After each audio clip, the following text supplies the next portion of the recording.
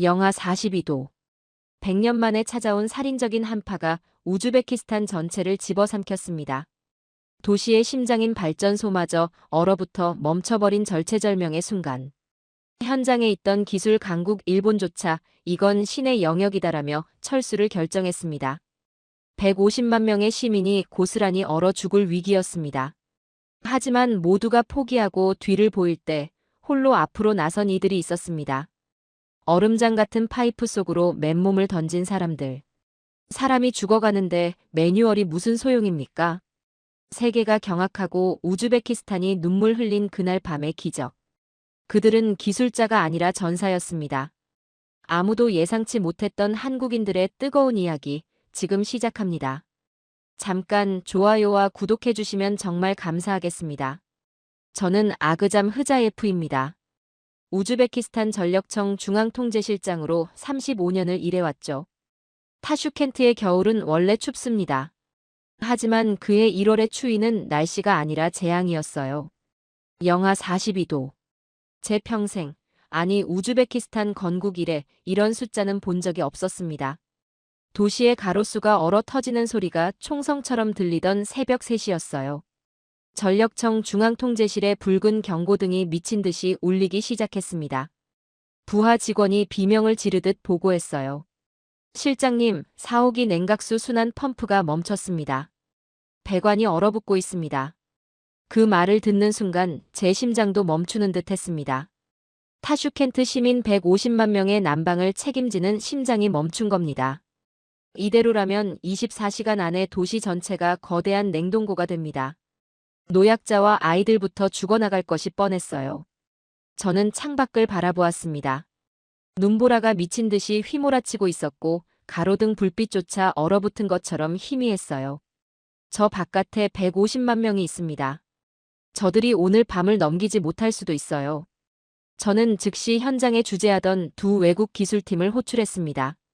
발전소의 핵심 설비를 관리하는 일본의 엔사 엔지니어 팀과 최근 증설 공사를 맡아 들어온 한국의 K사 팀이었어요. 새벽 4시 긴급 회의실. 공기는 무거웠습니다. 저는 떨리는 손으로 상황을 설명했어요. 배관 내부가 얼어서 냉각수가 돌지 않습니다. 당장 파이프를 녹이고 용접을 다시 해야 합니다. 제 말이 끝나기도 전에 일본 팀의 리더 다나카 수석이 두꺼운 매뉴얼을 책상 위에 올려놓았어요. 그의 표정은 냉장고보다 차가웠습니다. 미스터 아그잠, 규정을 보십시오. 영하 30도 이하에서는 옥외 및 비난방 구역 작업이 전면 금지됩니다. 본사의 승인 없이는 엔지니어의 안전을 담보할 수 없습니다. 그는 매뉴얼의 해당 페이지를 펼쳐 보여주었어요. 깔끔하게 정리된 규정들이 빼곡히 적혀 있었습니다. 그에게 그 매뉴얼은 성경과 같았어요. 저는 소리쳤습니다. 사람이 죽습니다. 150만 명이 얼어 죽는다고요. 하지만 다나카는 고개를 저으며 노트북을 켰어요. 본사에 이메일을 쓰겠다는 겁니다. 도쿄 본사가 승인해주기를 기다리겠다고요. 절망적이었습니다. 도쿄가 대답할 때까지 얼마나 걸릴까요? 1시간, 2시간, 그 시간 동안 얼마나 많은 노인들이 얼어 죽을까요? 그때 회의실 문이 거칠게 열렸습니다. 작업복에 기름때가 묻은 한 남자가 들어왔어요. 한국팀의 현장 소장, 박이라고 불리는 중년 남성이었습니다. 그는 잠에서 깬 지 얼마 안 된 듯 눈이 충혈되어 있었지만 그 눈빛만큼은 형형하게 빛나고 있었어요. 그는 상황을 듣더니 매뉴얼 따위는 쳐다보지도 않았습니다. 대신 창밖에 눈보라를 한 번, 그리고 제 눈을 한 번 쳐다보았어요. 그리고 말했습니다. 우리 애들 깨우겠습니다. 장비 챙겨서 10분 뒤에 4호기로 갑니다. 그의 눈에는 의문이 없었습니다. 오직 결심만이 있었어요. 다나카가 말했습니다. 미스터 박, 규정상 불가능합니다. 영하 40도에서 작업하면 동상은 기본이고 저체온증으로 죽을 수 있습니다. 하지만 박 소장은 다나카를 쳐다보지도 않았어요. 그냥 문을 열고 나가버렸습니다. 마치 다나카의 말이 들리지 않는다는 듯이요.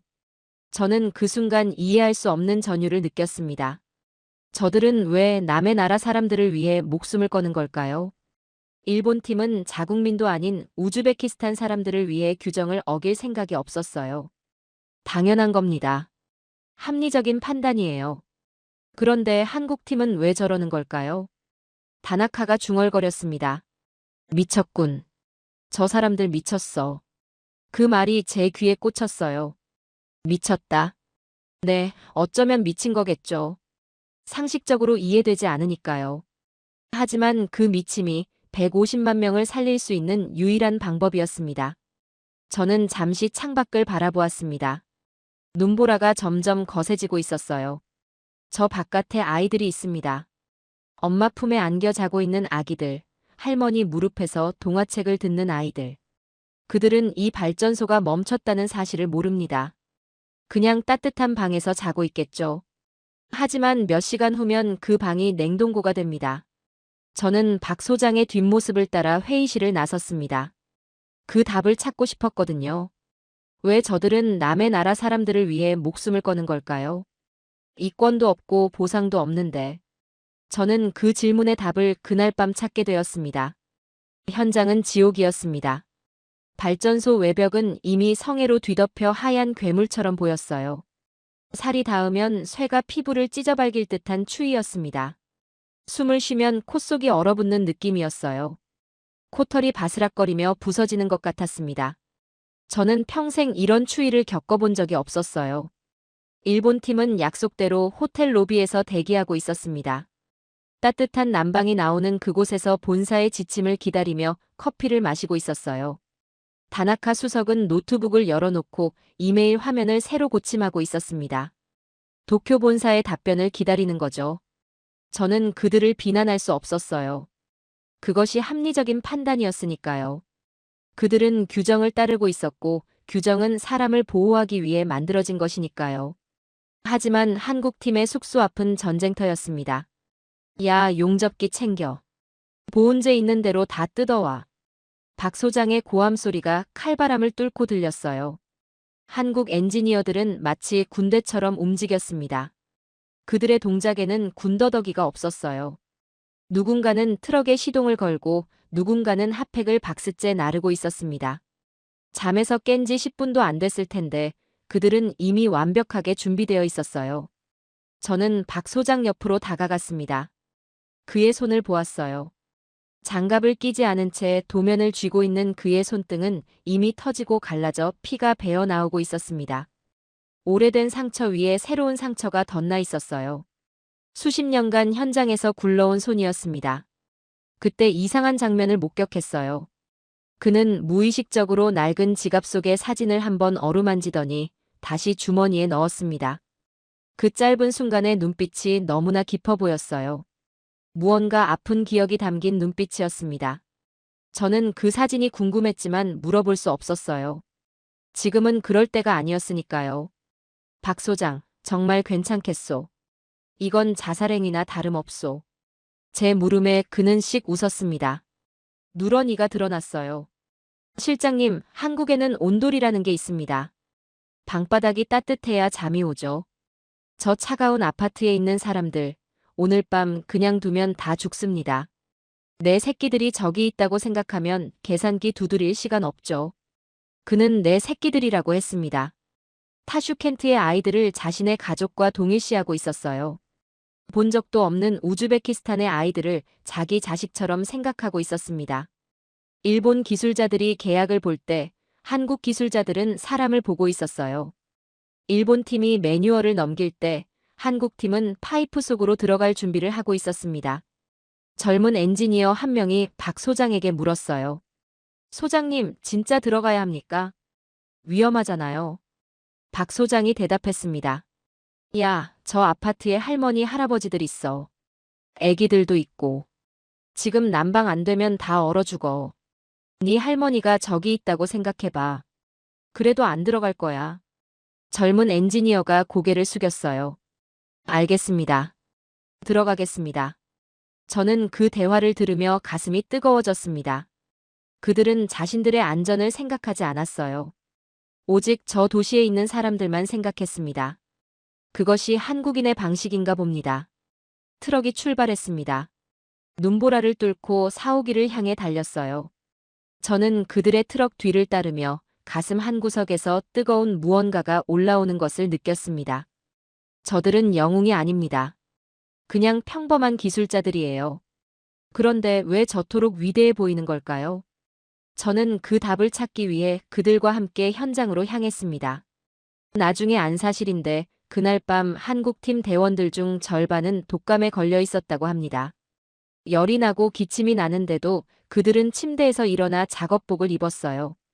아프니까 쉬어라고 말하는 사람은 아무도 없었습니다. 다들 당연하다는 듯이 움직였어요. 그것이 그들의 문화인가 봅니다. 아프면 더 열심히 하는 그런 이상한 사람들. 사옥이 배관실에 도착했을 때 상황은 생각보다 더 심각했습니다. 직경 80cm의 거대한 냉각수 배관이 꽁꽁 얼어 있었어요. 파이프 표면에 손을 대는 순간 장갑이 달라붙을 정도였습니다. 저는 그 차가움에 몸서리쳤어요. 외부에서 열을 가해 녹이는 건 불가능했습니다. 두꺼운 강철 파이프는 외부 열을 차단하고 있었고 강제로 열을 가하면 파이프가 터질 위험이 있었거든요. 금속이 급격한 온도 변화를 견디지 못하면 쩍하고 갈라집니다. 그러면 더 큰 재앙이에요.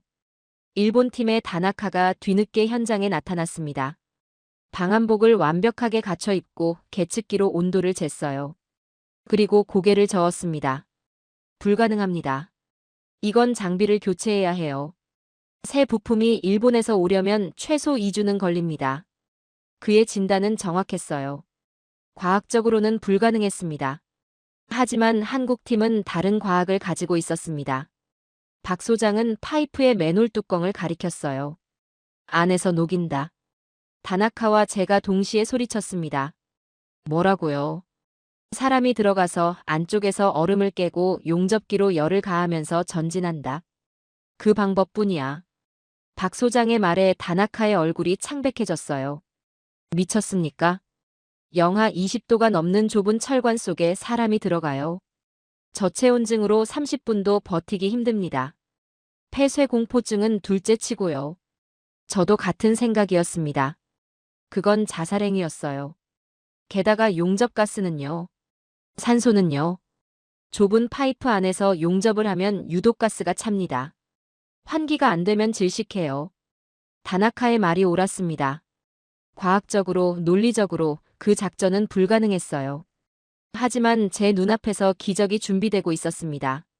한국의 젊은 엔지니어 2명이 서로의 몸에 밧줄을 묶고 있었어요. 김대리와 최주임이라는 친구들이었습니다. 그들은 두꺼운 패딩을 입을 수도 없었어요. 파이프가 좁았기 때문입니다. 직경 80cm. 사람 한 명이 겨우 기어들어갈 수 있는 크기예요. 그들은 얇은 작업복을 여러 겹 껴입었습니다. 몸에는 핫팩을 덕지덕지 붙였어요. 가슴, 등, 배, 허벅지.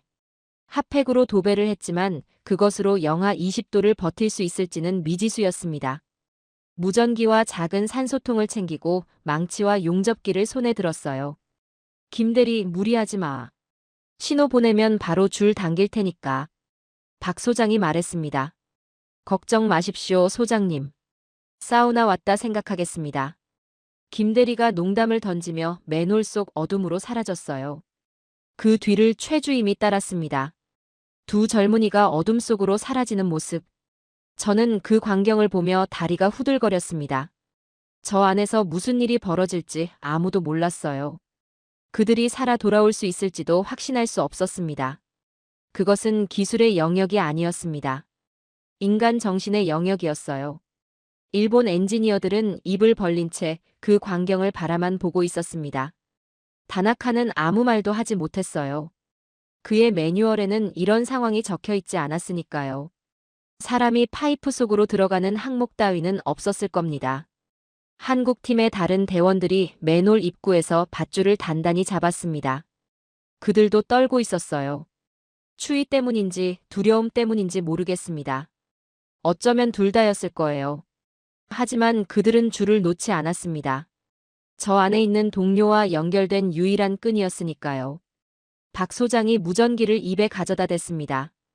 김대리, 들리나? 지직거리는 소리와 함께 대답이 들렸어요. 네, 들립니다. 어둡습니다. 좁습니다. 근데 괜찮습니다. 그 목소리가 떨리고 있었지만 굳건했습니다. 저는 맨홀 입구에 서서 어둠을 들여다보았습니다. 아무것도 보이지 않았어요. 그저 멀리서 쇳소리가 희미하게 들려올 뿐이었습니다. 저 어둠 속에서 두 젊은이가 목숨을 걸고 있었습니다. 150만 명을 살리기 위해서요. 그 무게가 얼마나 무거운지 저는 감히 상상도 할 수 없었습니다. 작업이 시작되고 1시간이 지났습니다. 무전기 너머로 거친 숨소리와 쇠를 깎는 소음이 들려왔어요. 끙끙거리는 신음소리도 섞여 있었습니다. 파이프 안의 온도는 영하 25도. 사람의 체온으로 버틸 수 있는 한계치였어요. 통제실의 분위기는 살얼음판 같았습니다. 그때 다나카 수석이 저에게 정식으로 항의했습니다. 미스터 아그잠, 이건 국제안전규정 위반입니다. 만약 저 안에서 사고라도 나면 우즈베키스탄 정부뿐만 아니라 이 현장에 있는 우리 엔사까지 책임을 뒤집어 쓸 수 있습니다. 당장 작업을 중지시키세요. 그의 말은 논리적이었습니다. 악마는 언제나 논리의 가면을 쓰고 온다는 말이 있죠. 그는 자신의 안위를 걱정하는 것이 아니었어요. 회사의 리스크를 관리하고 있었습니다. 만약 한국인이 저 안에서 죽으면 어떻게 될까요? 국제뉴스에 나올 겁니다. 일본 회사도 같은 현장에 있었으니 연루될 수 있어요. 그것이 그의 계산이었습니다. 저는 갈등했어요. 중지시켜야 하나. 만약 한국인이 저 안에서 죽는다면 외교 문제가 될 겁니다. 우즈베키스탄 정부도 책임에서 자유로울 수 없어요. 하지만 중지시키면 150만 명이 얼어 죽습니다. 어떤 선택이 옳은 걸까요? 그때 박 소장이 다나카의 어깨를 잡았습니다. 그의 손은 기름 범벅이었고 다나카의 하얀 방한복에 검은 자국을 남겼어요. 다나카의 얼굴이 일그러졌습니다. 깨끗한 옷이 더러워진 게 불쾌한 모양이었어요. 박 소장이 말했습니다. 이봐요, 다나카 씨. 당신네 나라 매뉴얼에는 사람 목숨 항목이 몇 페이지에 있소. 우린 지금 서류 작성하러 온 게 아닙니다. 책임, 내가 집니다. 내 목숨 걸고, 내 퇴직금 걸고, 내 명예 걸고 내가 책임진다고. 박 소장의 목소리는 쩌렁쩌렁 울렸습니다. 그것은 단순한 고집이 아니었어요. 수십 년간 험지를 돌며 현장에서 뼈가 굵은 장인의 혼이었습니다. 사막에서 정글에서 동토에서 그는 세계 곳곳의 현장을 돌아다녔을 겁니다. 그 모든 경험이 그의 목소리에 담겨 있었어요. 다나카는 흠칫 놀라 물러섰습니다. 논리가 신념에 패배하는 순간이었어요. 다나카의 눈에 당혹감이 스쳤습니다. 그는 이런 상황을 겪어본 적이 없을 겁니다. 매뉴얼에 없는 상황, 논리로 설명되지 않는 사람. 그는 어떻게 대응해야 할지 몰랐어요. 저는 그때 깨달았습니다. 우즈베키스탄을 지키고 있는 것은 일본의 첨단 시스템이 아니라 한국인의 저 투박한 손이라는 것을요. 깨끗한 매뉴얼이 아니라 기름때 묻은 손이 우리를 살리고 있었습니다. 한국팀의 다른 대원들이 맨홀 입구에서 밧줄을 잡고 있었습니다. 그들의 손도 얼어가고 있었어요.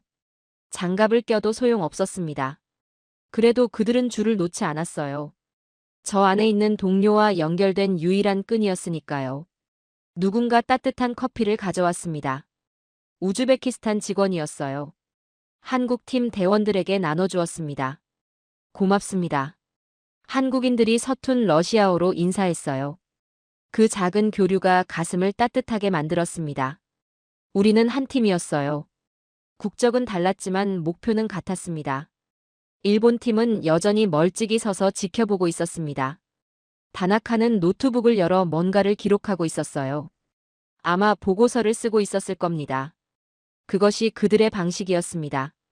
기록하고 보고하고 책임을 분산시키는 것. 틀린 방식은 아닙니다.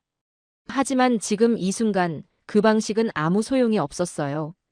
작업 3시간이 경과했습니다. 예상보다 시간이 길어지고 있었어요. 무전기에서도 응답이 뜸해졌습니다. 처음에는 1분에 한 번씩 상황을 보고하던 김 대리의 목소리가 5분에 한 번, 10분에 한 번으로 줄어들었어요. 파이프 속 온도는 영하 25도. 사람의 체온으로 버틸 수 있는 한계치를 이미 넘어서고 있었습니다. 밖에서 줄을 잡고 있던 한국 직원들의 손도 하얗게 질려 있었어요. 동상 직전이었습니다. 하지만 그들은 줄을 놓지 않았어요. 놓으면 안에 있는 동료가 위험해지니까요. 한 직원은 손에서 피가 나는데도 줄을 잡고 있었습니다. 장갑 안쪽이 붉게 물들어 있었어요. 김대리, 응답해. 김대리. 박 소장의 목소리가 떨리기 시작했습니다. 무전기에서는 잡음만 들렸어요. 지직거리는 소리. 그리고 침묵. 모든 사람의 얼굴이 굳어졌습니다. 일본 팀원들이 수군거렸어요. 꺼봐, 물이라니까. 결국 사고가 난 거야. 다나카는 묘한 표정을 지었습니다. 승리감 같은 것이 스쳐 지나갔어요. 자기 말이 옳았다는 듯이요. 그가 저를 보며 철수 명령을 눈빛으로 종용했습니다. 이제라도 중단시키라는 뜻이었어요. 저는 갈등했습니다. 정말 사고가 난 걸까요? 김대리와 최 주임이 저 안에서 죽은 걸까요? 저체온증으로 아니면 질식으로. 만약 그렇다면 저는 어떻게 해야 할까요? 시신이라도 수습해야 하는데. 박 소장의 얼굴이 창백해졌습니다. 그도 두려워하고 있었어요. 겉으로는 강해 보였지만 부하 직원을 잃을 수 있다는 공포가 그의 눈에 어려 있었습니다. 그는 무전기를 더 세게 쥐었어요. 손가락이 하얗게 질렸습니다. 그때였습니다. 무전기에서 소리가 들렸어요. 치직. 뚫었습니다. 가느다란 목소리. 하지만 그것은 천둥 소리보다 컸습니다. 얼음 구간 돌파했습니다. 순환 펌프 가동하십시오. 통제실의 모든 직원이 환호성을 질렀습니다. 우즈베키스탄 직원들이 서로 얼싸안았어요. 어떤 사람은 울고 있었습니다. 저도 모르게 주먹을 꽉 쥐었어요. 해냈습니다. 그들은 해낸 겁니다. 한 우즈베키스탄 직원이 무릎을 꿇고 기도하기 시작했어요. 알라에게 감사하는 기도였습니다. 다른 직원은 한국 팀 쪽을 보며 두 손을 모았어요. 종교는 달랐지만 감사하는 마음은 같았습니다. 하지만 박 소장은 웃지 않았습니다. 그의 얼굴은 여전히 굳어 있었어요. 나오는 게 먼저다. 펌프 돌리면 물 쏟아진다. 빨리 기어나와. 그의 고함 소리가 무전기를 타고 울렸습니다. 아직 끝난 게 아니었어요. 파이프 속에서 펌프를 가동하면 물이 흐르기 시작합니다. 그 안에 사람이 있으면 익사할 수 있어요. 서둘러 빠져나오는 소리가 들렸습니다. 밧줄이 팽팽하게 당겨졌어요. 한국 직원들이 온 힘을 다해 줄을 끌어당겼습니다. 하나, 둘, 셋. 구령에 맞춰 줄을 잡아당겼어요. 그들은 해낸 겁니다. 좁고 어둡고 차가운 관 속에서 오직 망치와 용접기 하나로 거대한 얼음벽을 부수고 길을 낸 겁니다. 일본의 최첨단 센서가 불가능을 가리킬 때 한국인은 몸으로 가능을 만들어냈어요. 다나카의 얼굴에서 핏기가 사라졌습니다. 그의 매뉴얼에는 이런 상황에 대한 대처법이 없었을 거예요. 불가능하다고 적혀 있었을 겁니다. 하지만 한국인들은 불가능을 가능으로 바꿔버렸습니다. 저는 맨홀 입구를 바라보았습니다. 두 젊은이가 나오기를 기다렸어요. 제발 무사히. 제발 살아서 나와라. 속으로 기도했습니다. 알라에게 그리고 한국인들이 믿는 신에게. 누구든 좋으니 저들을 살려달라고요. 김대리와 최 주임이 맨홀 밖으로 끌려 나왔을 때 저는 눈을 의심했습니다. 그들의 모습이 너무나 처참했거든요. 작업복은 찢어지고 젖어 있었어요. 얼굴은 동상으로 시퍼렇게 변해 있었습니다. 입술이 보랏빛이었고 뺨은 얼어서 감각이 없어 보였어요. 머리카락과 눈썹에는 고드름이 매달려 있었습니다. 마치 냉동고에서 나온 사람 같았어요. 하지만 그들은 살아 있었습니다. 숨을 쉬고 있었어요. 그리고 믿을 수 없게도 엄지손가락을 치켜 세웠습니다. 얼어붙은 손으로요. 소장님, 따뜻한 국밥 한 그릇 먹고 싶습니다. 김대리가 떨리는 목소리로 말했어요. 그 한마디에 현장의 우즈베키스탄 직원들이 울음을 터뜨렸습니다. 저도 눈물이 났어요. 참으려 했는데 참을 수가 없었습니다. 목숨을 걸고 3시간 동안 얼음 지옥을 뚫은 청년이 영웅 대접이 아니라 따뜻한 국밥 한 그릇을 원하고 있었어요. 그 소박함이 저를 무너뜨렸습니다. 박 소장은 말없이 그들을 으스러져라 껴안았습니다. 자신의 패딩을 벗어 그들에게 덮어주었어요. 그리고 꽝꽝 언 그들의 손을 자신의 겨드랑이에 넣어 녹여주었습니다. 아버지가 아들에게 하듯이요. 아니, 형이 동생에게 하듯이요. 고생했다, 이 자식들아. 박 소장의 목소리가 갈라졌어요. 잘했어. 정말 잘했어. 그 거친 칭찬에 김대리가 웃었습니다. 동상 걸린 얼굴로 억지로 웃는 모습이 안쓰러웠어요. 소장님이 국밥 사주시는 거죠? 그래, 사줄게. 서울 가면 설렁탕 끓여줄게. 저는 그 장면을 보며 존경이라는 단어의 진짜 의미를 알게 되었습니다. 그것은 위대한 업적을 남긴 사람에게 쓰는 말이 아니었어요. 남을 위해 기꺼이 자신의 고통을 감내하는 사람, 그리고 부하를 자식처럼 아끼는 리더에게 바치는 말이었습니다. 저는 다가가서 박 소장의 손을 잡았습니다. 말을 하려 했지만 목이 메어 나오지 않았어요. 그냥 제 가슴에 손을 얹고 우즈베키스탄식의 가장 정중한 인사를 건넸습니다. 그것이 제가 할 수 있는 최대한의 표현이었어요. 박 소장은 쑥스러운 듯 코를 문지르며 말했습니다. 아, 뭐려. 밥값은 해야죠. 그 겸손함이 저를 더 부끄럽게 만들었어요. 그들은 구원자로 군림하려 하지 않았습니다. 그저 이웃집 형처럼, 동네 아저씨처럼 묵묵히 할 일을 했을 뿐이었어요. 일본 팀의 다나카가 멀리서 지켜보고 있었습니다. 그의 표정이 복잡해 보였어요.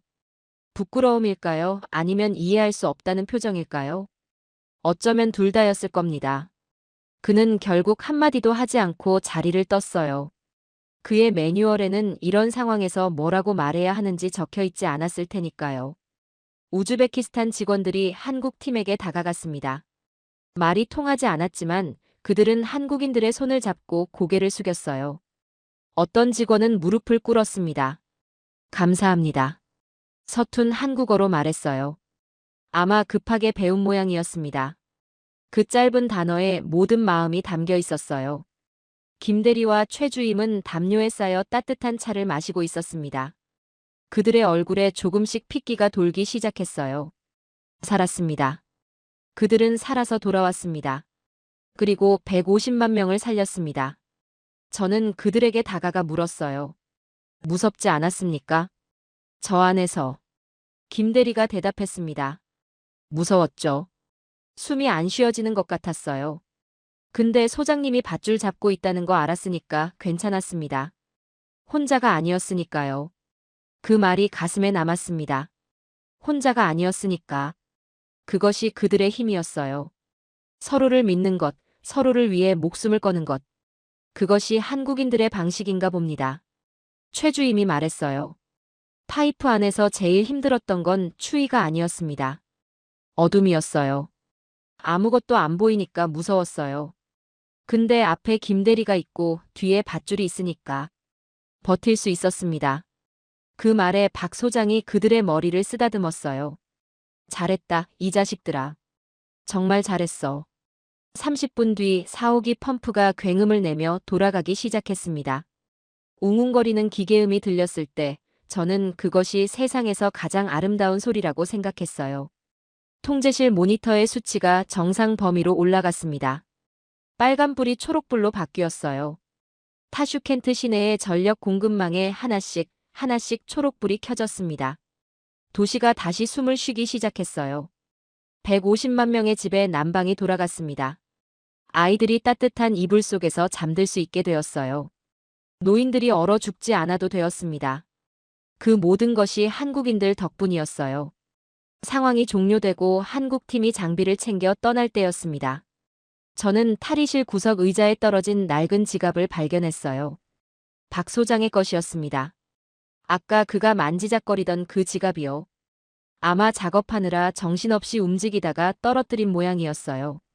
저는 조심스럽게 지갑을 열어보았습니다. 돈은 거의 없었어요. 대신 빛바랜 흑백 사진 한 장이 꽂혀 있었습니다. 젊은 시절의 박 소장과 그의 어머니로 보이는 노인이 밥상 앞에 앉아있는 사진이었어요. 소박한 밥상이었습니다. 국 하나, 반찬 몇 개. 하지만 두 사람의 얼굴은 행복해 보였어요. 사진 뒤에는 삐뚤빼뚤한 글씨로 무언가 적혀 있었습니다. 한국어라 제가 읽을 수는 없었어요. 하지만 나중에 통역에게 부탁해서 읽어보았습니다. 어머니, 추운 겨울 따뜻하게 해드리지 못해 죄송했습니다. 하늘에서는 따뜻하게 지내세요. 순간 저는 박 소장이 왜 그토록 추위와 싸웠는지 깨달았습니다. 왜 남의 나라 노인들이 얼어 죽는 것을 못 견뎌 했는지 알게 되었어요. 그에게 이 작업은 단순한 공사가 아니었습니다. 가난했던 시절, 어머니를 따뜻하게 모시지 못했던 한을 푸는 의식이었던 겁니다. 한국에는 한이라는 단어가 있다고 들었어요. 영어로 번역하기 어려운 감정이라고 합니다. 슬픔과 그리움, 후회와 미련이 뒤섞인 복잡한 감정. 박 소장은 그 한을 안고 살아온 거예요. 그리고 그 한을 임원 우즈베키스탄에서 풀고 있었던 겁니다. 저는 지갑을 들고 트럭으로 뛰어갔습니다. 박 소장은 트럭 창문을 내리고 저를 보았어요. 이걸 떨어뜨리셨더군요. 그는 지갑을 받아들고 소중히 품에 넣었습니다. 고맙습니다. 제 보물 1호입니다. 저는 물었어요. 사진 속 분이 어머니십니까? 그가 고개를 끄덕였습니다. 오래전에 돌아가셨어요. 저한테는 미안한 분이시죠. 젊을 때 돈이 없어서 제대로 모시지 못했거든요. 겨울에 방이 추우셨는데 저는 돈 벌러 현장에 나가 있었고 그 말에 목이 메었습니다. 그래서 추위와 싸우시는 겁니까? 제 물음에 그가 웃었어요. 뭐 그런 셈이죠. 추운 데서 떨고 계실 분들 보면 우리 어머니 생각이 나요. 그냥 못 지나치겠더라고요. 그 순간 저는 한국인들의 뜨거움이 어디서 오는지 알았습니다. 그들은 자신의 아픔을 남의 아픔으로 치유하고 있었어요. 자신이 받지 못한 따뜻함을 남에게 주면서 그 빈자리를 채우고 있었던 겁니다. 그것이 그들의 방식이었어요. 트럭이 출발했습니다. 눈발 속으로 멀어지는 트럭을 바라보며 저는 오래도록 서 있었습니다. 가슴이 뜨거웠어요. 눈물이 얼어붙을 것 같은 추위였지만 속은 따뜻했습니다. 저는 오늘 진짜 사람을 만났습니다. 나중에 다른 한국 직원에게 들은 이야기입니다. 박 소장의 어머니는 가난한 시골에서 사셨다고 해요. 난방이 제대로 안 되는 방에서 겨울을 나셨대요. 박 소장이 해외 현장에서 돈을 벌어 보내드렸지만 그때는 이미 늦었다고 합니다. 어머니는 겨울에 돌아가셨어요. 따뜻한 방에서 지내보지 못하고. 그래서 그는 추위와 싸우는 거라고 합니다. 어머니에게 해드리지 못한 것을 남에게 해주는 거라고요. 그것이 그의 속죄이자 그의 사랑이라고요. 저는 그 이야기를 듣고 한참을 울었습니다. 한국인들에게는 효라는 단어가 있다고 들었어요. 부모에 대한 사랑과 공경을 뜻한다고요. 박 소장은 어머니에 대한 효를 다하지 못한 한을 세상의 모든 어머니에게 베풀고 있었던 겁니다. 그것이 그의 방식이었어요. 그날 이후 우즈베키스탄 에너지부 내에서 일본 엔사의 입지는 좁아졌습니다. 위기 상황에서 보여준 그들의 태도는 신뢰를 잃기에 충분했어요. 그들은 매뉴얼을 지켰습니다. 규정을 따랐어요. 하지만 그것이 오히려 그들의 패착이었습니다. 사람들은 위기 상황에서 함께 싸워준 사람을 기억하지 뒤에서 서류를 쓰던 사람을 기억하지 않거든요. 반면 한국 K사는 전설이 되었습니다. 우즈베키스탄 정부는 향후 10년의 전력 현대화 사업 파트너로 한국을 최우선 협상 대상자로 선정했어요. 물론 그들의 기술력도 훌륭했지만 결정적인 것은 그날 밤 보여준 진심이었습니다. 목숨을 걸고 우리를 구해준 사람들을 어떻게 잊을 수 있겠어요. 하지만 계약서보다 더 중요한 것은 우리 마음속에 새겨진 기억입니다. 타슈켄트의 시민들은 아마 모를 거예요. 그날 밤 그들의 방이 따뜻했던 이유가 먼 동방의 작은 나라에서 온 기술자들의 피와 땀 덕분이라는 것을요. 그들은 그냥 따뜻한 방에서 잠들었을 겁니다. 아무 걱정 없이요. 그것으로 충분합니다. 그것이 한국인들이 원했던 거니까요. 저는 이제 은퇴를 앞두고 있습니다. 35년간 전력청에서 일했어요. 수많은 외국 기술자들을 만났습니다. 미국인, 독일인, 일본인, 중국인. 모두 훌륭한 사람들이었어요. 하지만 한국인들처럼 가슴이 뜨거운 사람들은 처음이었습니다. 저는 후임자들에게 이 이야기를 전할 겁니다. 그리고 제 손자들에게도 영원히 들려줄 거예요. 가장 추운 날, 가장 뜨거운 사람들이 왔다. 그들은 매뉴얼이 아니라 심장으로 일했다. 그들의 이름은 한국인이다. 이 말을요. 나중에 들은 이야기입니다. 김대리와 최주임은 동상 치료를 받고 한국으로 돌아갔다고 해요. 두 사람 다 손가락 일부에 동상 후유증이 남았대요. 하지만 그들은 후회하지 않는다고 했습니다. 당연히 했어야 할 일을 했을 뿐이라고요. 그 당연함이 저에게는 경이로움입니다. 박 소장은 아직도 세계 어딘가의 현장에서 일하고 있을 겁니다. 사막에서, 정글에서, 동토에서. 그의 지갑 속에는 아직도 어머니 사진이 있겠죠. 그리고 추운 곳에서 떨고 있는 사람들을 볼 때마다 그는 또 뛰어들 겁니다. 그것이 그의 방식이니까요.